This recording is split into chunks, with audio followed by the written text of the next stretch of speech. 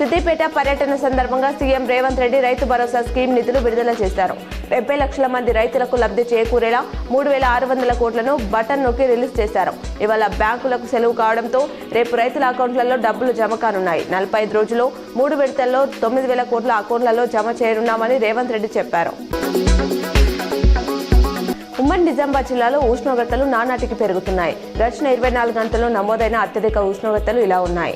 మెండోరా మొస్రా 38.7, బాల్కొండ 38.4, మాచెల్ల 38.2, భీమ్గల్ 38, తొండకూరు 37.5, మోర్తాన్ 37.4, వేంపల్లె 37, మాగిడి, ఎడపల్లి, నిజామాబాద్, కొల్లూరు 36.7, పెరికేట్, ఎర్రగడ్ల 36.6, ఆలూరు, బీబీపేట 36.5 డిగ్రీల ఉష్ణోగ్రతలు నమోదయ్యాయి.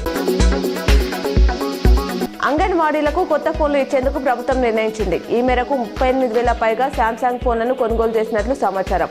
10 రోజుల్లో సీఎం రేవంత్ వాటిని అందజేయనున్నట్లు తెలుస్తుంది.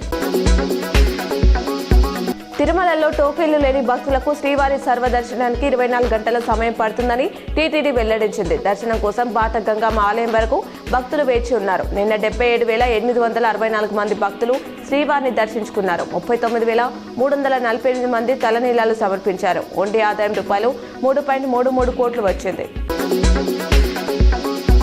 సిద్దిపేట పర్యటనలో నిన్న సీఎం రేవంత్ విడుదల చేసిన తొలి విడత రైతు భరోసా నిధులు ఇవాళ అకౌంట్లో జమ కానున్నాయి.